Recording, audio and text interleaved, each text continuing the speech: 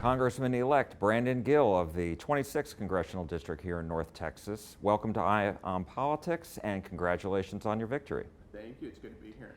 So Republicans now have the trifecta. They have the White House, they have the House, and they have the Senate. And what do you want to see accomplished in this first 2-year period? Yeah, absolutely. And I think that if we're going to think about what we're going to do, we got to take a step back and remember what you just said. We have the House, we took control of the Senate, and President Trump won not only the popular vote, but the Electoral College. And we have a very, very, very clear mandate from the American people right now. And to be clear, that's President Trump's mandate. That is not anybody else's. He is the leader of the Republican Party right now. The biggest priority that we have to have on our plate is the border. If you look at the past 4 years under President Biden, we have seen it has been absolute chaos on our southern border. I mean, we've seen economic estimates that the border crisis right now is costing upwards of $150 billion to American taxpayers. We've seen municipal governments have to cut back on funding for firefighters, for police officers, to pay for the border crisis, to house illegal aliens that Joe Biden has brought into the country. You can see what it's doing with the fentanyl crisis. I mean, we are importing enough fentanyl every single year to kill the entire population of America nearly 20 times over. I mean, this is a real serious crisis. The American people see it and they want us to solve it. So we've got to go back to President Trump's border policies. We've got to build the wall, we've got to secure the border, and then we've got to look at mass deportations as well. I was going to ask you about the mass deportation policy. Do you have any concerns about it at all as far as an impact maybe on Texas? Some Democrats have said this is going to raise the cost of labor. What do you say? Yeah, I would say, listen, we've seen what the chaos has looked like in our communities right now.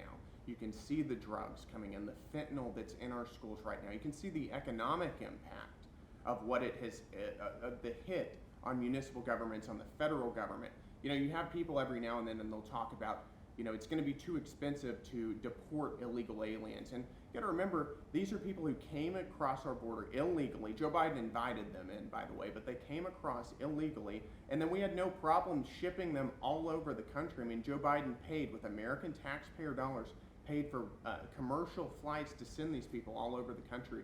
So I think if we can pay to send them there, if we can pay to house them, if we can pay to give them food, to give them education, then we can pay to send them back to where they came from. And President-elect Trump just came out and said that he wants to impose tariffs on the first day, executive order, on Mexico, Canada, and additional tariffs on China because of the illegal drugs, fentanyl, and illegal immigration. Some people are already saying this is going to raise prices. What do you say, and how big of a concern is that? You know, I would think of President Trump's tariffs as less a trade policy or a tax policy and more as a border policy. You know, what he's trying to do is give us as much leverage as he possibly can to get our neighbors in Mexico and Canada and elsewhere to actually secure the border. You remember, a lot of the migrants are coming not directly from Mexico, they're coming from all the way down in South America, and they're bringing these massive caravans, and they're going through Mexico to our southern border. So all he's trying to do is say, listen, we are very, very serious about securing our border, and you guys got to get on board too. And I think that tariffs are a point of leverage that we can use to help get that done.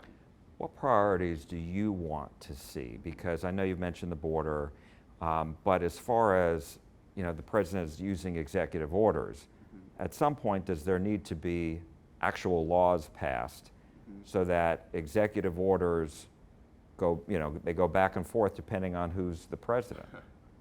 That's exactly right. I mean, we've got it's not just President Trump who has a lot of work to do, Congress does as well. You know, as we talked about, we have the majority in the House, we have the majority in the Senate. A lot of what we're going to have to get done is going to be through reconciliation, because we're not going to meet the 60 vote threshold in the Senate. So that's where we're going to have to start. But you're exactly right. Whenever we're thinking of border policies, we don't want to do this only via executive order. A lot of the policies that Trump wants to push and that Congress is behind him for are going to require funding, and that comes from Congress first. So we've got to be on board with what President Trump needs. The onus is on Republicans now to act, right? That's it. That's exactly There's right. no more excuses. I completely agree. I think that the mandate is clear. And listen, what I want to be able to do 2 years from now, whenever I'm going back to my district and running for re-election, I want to be able to go to my constituents and say, listen, I ran on the Trump agenda. I ran on securing the border. I ran on deporting illegal aliens. I ran on cutting government spending. I ran on fighting back against a woke and weaponized federal government, and we actually got things done. We actually executed. We need to be able to go back to voters 2 years from now and be able to tell them that we did what we said we were going to do on the campaign trail. Government spending is a big issue because the national debt just topped $36 trillion. What's the solution to that? Listen, you can start, it's a massive problem, just like what you just mentioned, right? But we've got to start with woke and weaponized bureaucracies. I think President Trump is already on that with the DOGE, the Department of Governmental Efficiency that he's got Vivek Ramaswamy and Elon Musk on, looking for just waste and fraud in the federal budget. And I think that that is the perfect place to start. We've got organizations that are overfunded, or in certain cases, like I believe the Department of Education shouldn't exist at all. And I think that we can start right there. And I mean, everybody always says waste and fraud. I mean, it's everybody says it, and yet nothing ever happens. Mm-hmm. So how do you make sure that if in fact that's the decision that's going to be made, that it actually happens? Because the government can't keep adding to the debt just like that, right? You're exactly right. I mean, we're getting to the point where one of the largest line items in our federal budget right now is interest on the debt. Not even paying for social services, not paying for Social Security. It's interest on the debt that we've already accrued. I mean, this is money that my little 16-month-old daughter Marigold is going to be taxed to pay back. I think that's depraved that we are saddling her with this level of debt so that we can live high. But you're exactly right. The problem is that the Leviathan grows, and Ronald Reagan talked a lot about this. It's very easy to add social programs. It's very easy to add to welfare. It's very easy to increase the federal government. Sometimes it's tough to claw that back. But we've got to start again with the waste and the fraud. And some of the excesses that we've seen under the Biden administration. I mean, why are taxpayer dollars paying for drag shows on our military bases? That's something that most normal Americans don't support, and yet we see millions of dollars going to pay for it, and we've got to start right there. At the same time, the Trump tax cuts are set to expire, and so Congress is going to have to make a decision on whether to make those permanent or let them expire. I'm wondering, where are you on that? And it does cost the government money for a tax cut. I know a lot of people say that's ridiculous because it's the public's money, but at the same time, the government still has to function, and there still needs to be a safety net for the poor. Mm-hmm. So how do you balance all that out?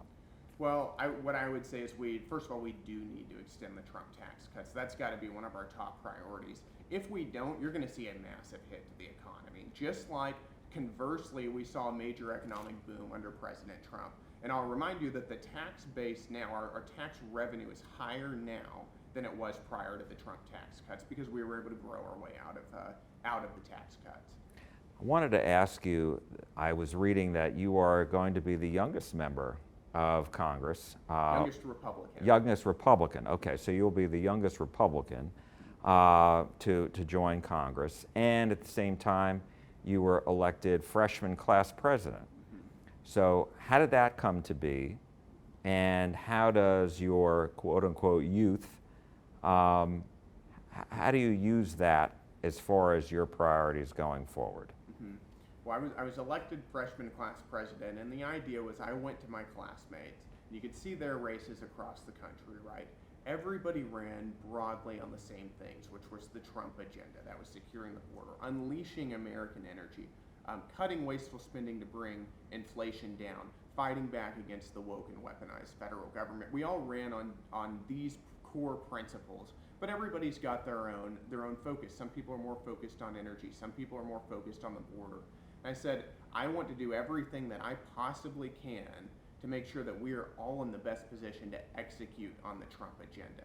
So people who are interested in energy, for instance, what can I do to help you unleash our American energy? What can I help you legislatively do? And that's going to be my goal as president of the freshman class, is to help everybody else do the things we said we were going to do. I was just going to ask you, what does the job really entail? I mean, it's It's not anything where, I mean, you have set responsibilities, it's up to you, right? That's exactly right. It is it's a pretty broad, you know, you can make of it what you want to. And again, my plan is, you know, we're going to be coming into Congress, and this is probably going to be one of the most active Republican legislative sessions we've seen in years. You know, this reconciliation bill is going to take up an enormous amount of our time. And this is what the people want. Again, I think that if we can go back 2 years from now and say we actually brought energy prices down because we unleashed our energy sector, we actually brought inflation down, that we are going to have that mandate continue in future election cycles. In other words, Republicans will keep the majority in the House if we do what we said we were going to do, and we're going to lose it if we don't. So my goal is to make sure that we make sure that we execute. Congressman-elect Brandon Gill, 26th District in North Texas. Thank you so much. We appreciate it. Thank you.